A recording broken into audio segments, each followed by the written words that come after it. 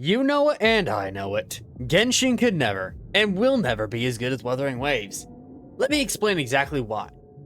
While it's true that Genshin set the foundation in the gacha space for Wuthering Waves to exist, wuwa takes that and improves it upon everything.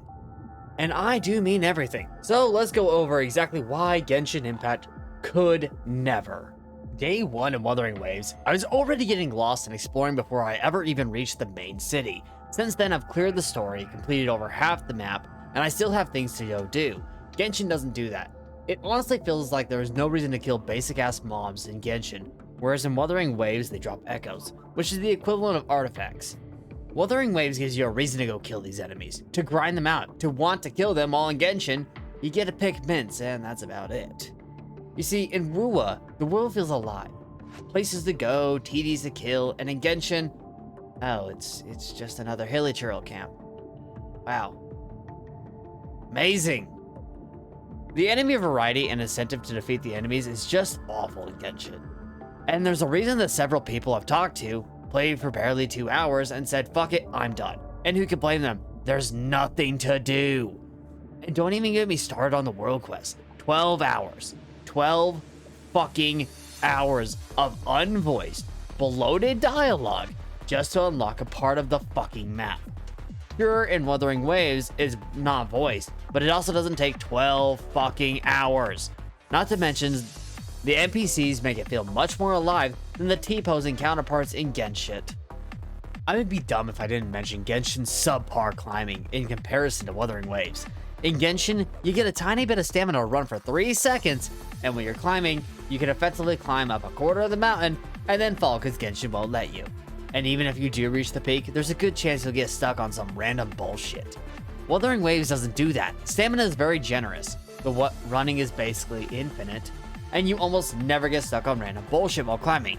The same climbing that is more akin to running up a fucking mountain. I mean, seriously, you can run up basically anything, run along walls, parkour over obstacles, and grapple and leap over edges that you can normally get stuck on. You very rarely get stuck in Wuthering Waves, however, unless you're an idiot. But don't worry, at least in Genshin, you can get Lisa moaning while you climb. Congrats for that, I guess. Don't you just love it when all you have to do is press 2 buttons and everything dies? Well, if you do, then Genshin has just the right amount of copium for you. Now, for the rest of you who want actual gameplay, congrats! Wuthering Waves is for the rest of us non-mint pickers who want actual combat that is fluid, that isn't the equivalent of pressing 2 buttons. Dodging actually means something in wuwa, and it gives you a fun little mechanic called dodge countering. Imagine having mechanics. But Mimic, I hear you say. The bosses all have the same mechanics in wuwa, to which I say, no, shut the fuck up, you fucking idiot. The mechanics, damage dealt, HP, all improved on the boss in the hologram fights. Sure, they might be DPS checks, but they're still more than Genshin has ever provided, and they're really fun. I can fight a boss over and over without having to worry about spending resources, and I have a reason to learn the boss. Instead of just popping Zhongli's shield and using Dendro to one-shot a boss, and have the audacity to call it combat. Here's to hoping they'll add more in the next update, and of course, I can't forget to mention the intro and outro systems as well, which is just another way to spice up the combat. As for Genshin, go ahead and keep coping. It's cute. Don't you love it when you see the same mustache man 50 fucking times? And it turns out they're all different people. Not to mention how the NPCs all look like dog shit. And they call them interesting characters. If you're sick of it, we welcome you to Wuthering Waves, where the NPCs are fresh and stupid hot for absolutely no reason at all. Oh, and let's not forget the character interaction. You can straight up push them around if you feel so inclined. And not to mention they have expressions and move like actual people, instead of just T-posing and kind of just existing. Then there's the playable characters, which, in my opinion, are way better than Genshin's. These characters aren't here just T-posing. They have unique stances, facial expressions, animations, etc. and etc. I mean, seriously, it's so nice to see them feel like actual people. How about the men as well, everyone? I mean, seriously, they make Genshin dudes look like little boys trying way too hard to be actual men. And in Wuthering Waves, the men are men. Then the women, oh my fucking god. They are so goddamn hot. Sanhua, Jinxie, Yinlin, Taochi, Baiji. All of these women are so goddamn gorgeous and have a personality instead of just being hot and a cardboard personality. You idiots love to complain about Wuthering Waves story being subpar, but then glaze the shit that is Genshin like it has an actual fucking plot at this point. Quite literally, 90% of Genshin's story is just that stupid bitch-ass fairy Paimon fucking yapping for hours and repeating shit like I'm a fucking 2-year-old. Yeah, no, I'm good. I'ma be in Wuthering Waves, where there's an actual story, plot, and characters that don't just feel thrown in. Oh, but Mimic, the first few hours of the game is just a yap fest. No shit, moron, it's called world building. And once the world is built, then shit pops the fuck off, and the insanity begins once Scar walks in. Whereas in Genshin, it's okay that Aether and Lumine meet, because they don't remember it now. Congratulations. That's how you tell a story, Hoyoverse. Good job. Gacha games have the stamina system, and in Genshin you have resin, and in Wuthering Waves you have wave plates.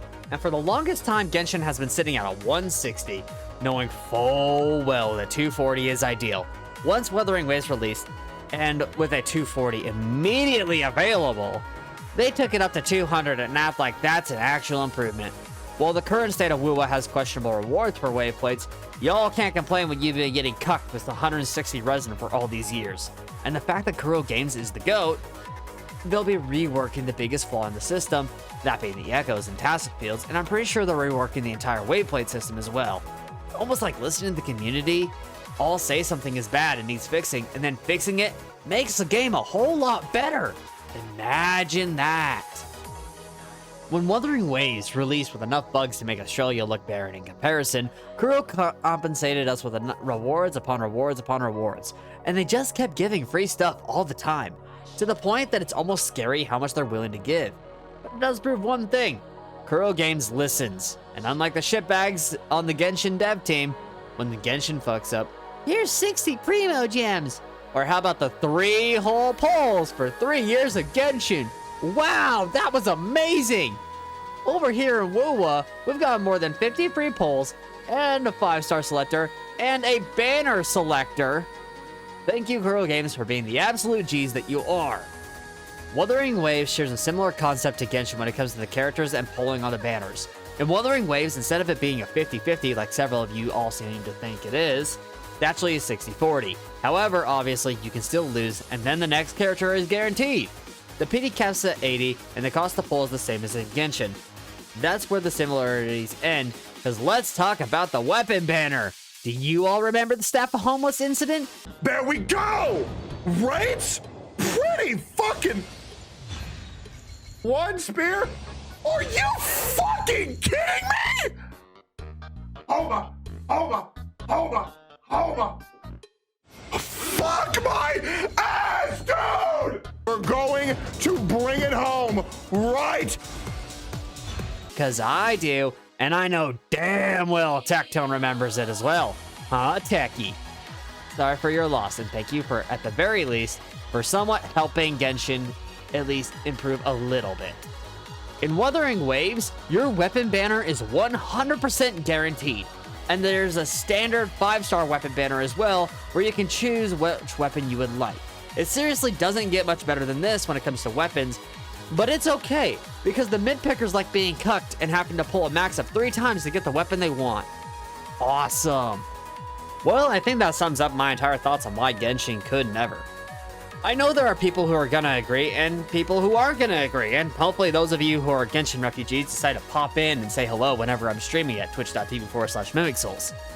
And if you like this kind of video, let me know by dropping a like and subscribe. Make sure to follow me on Twitch as well. With that, guys, I've been Mimi-chan, and I'm signing out. Catch you all in the next video.